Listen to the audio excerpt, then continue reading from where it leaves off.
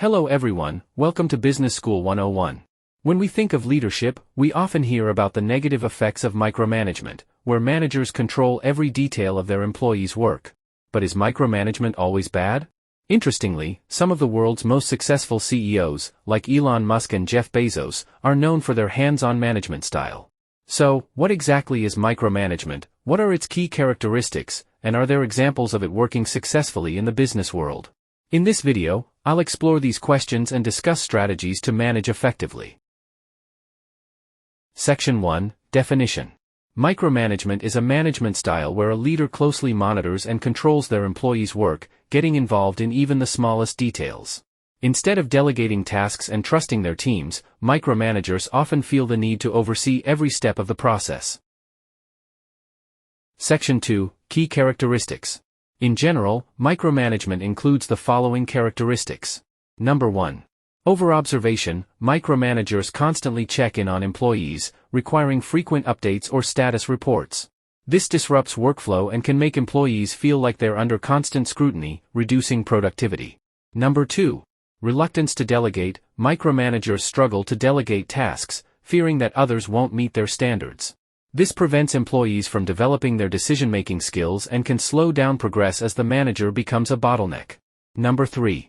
Excessive control. Micromanagers dictate not only the outcomes but also how tasks should be done, limiting employees' autonomy. This stifles creativity and leaves little room for innovation or problem-solving. Number 4.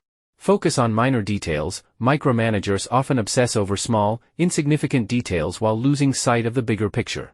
This slows progress and can frustrate employees, as time is wasted on unimportant issues. Section 3, Successful Cases. Despite its negative reputation, there are cases where micromanagement has led to great success. Here are 3 most famous real-world examples. Example 1. Elon Musk, Tesla and SpaceX. Elon Musk is known for being highly involved in every aspect of his companies, from design details to operational processes. At Tesla, Musk's micromanagement of the product design process has led to innovations like the Model S and Model 3.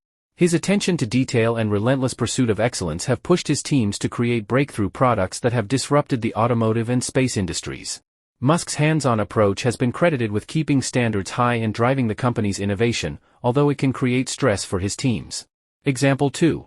Jeff Bezos, Amazon. At Amazon, Jeff Bezos was known for being heavily involved in both big decisions and seemingly minor details.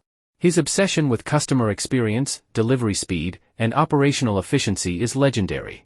Bezos's micromanagement helped Amazon build its sophisticated logistics network and set a standard for customer satisfaction that competitors have struggled to match. By diving deep into operational details, Bezos helped Amazon grow into one of the most dominant companies in the world. Example 3. Steve Jobs, Apple. Steve Jobs was famously known for his meticulous involvement in Apple's product design and marketing. From the iPhone's sleek design to its packaging, Jobs micromanaged every aspect of Apple's products to ensure they met his vision. This hands-on approach helped Apple create some of the most iconic products in technology history, and while it placed immense pressure on his teams, it also led to breakthrough innovations that revolutionized the industry. Section 4, Strategies. While micromanagement worked for these leaders, it's important to strike a balance. Here are strategies to manage effectively without crossing into harmful micromanagement. Number 1.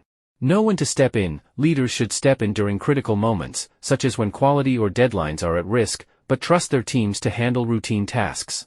For instance, during a crisis at Ford Motor Company, CEO Alan Mulally stepped in to personally oversee the company's restructuring plan.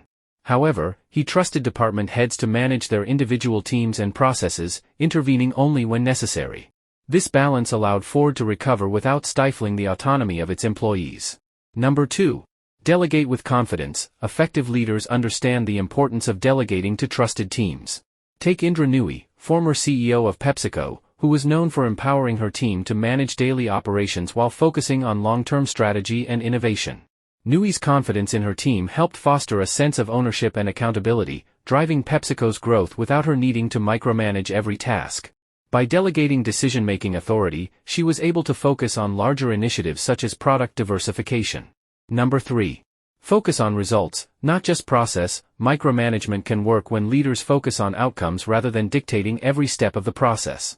At IBM, when Ginny Rometty became CEO, she focused on transforming the company's business model, setting clear goals for cloud computing and AI development. Instead of controlling each project's workflow, she provided teams with the autonomy to find innovative ways to meet these goals. This results-oriented approach allowed IBM to make significant strides in new technology sectors without micromanagement slowing them down. Number 4.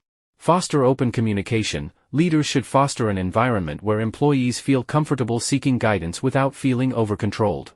For example, at Southwest Airlines, Herb Kelleher created a culture where employees felt they could openly communicate with leadership. By fostering strong relationships with his team, Kelleher made sure that employees could ask for support when needed while retaining independence in their roles. This open communication led to high employee morale and contributed to the company's long-standing success.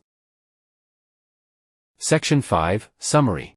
To sum up, micromanagement, though often viewed negatively, can be effective in certain situations, especially for small firms or critical tasks. However, most organizations should avoid over-controlling and focus on empowering employees, targeting results, and intervening only when necessary. When balanced properly, this approach drives high performance without the drawbacks of excessive oversight. Alright, that's all for today's topic. If you have any questions or thoughts, feel free to leave a comment below. I hope you found this video insightful. Don't forget to give it a thumbs up and subscribe to my channel for more insights on business management. Thanks for watching, and I'll see you next time.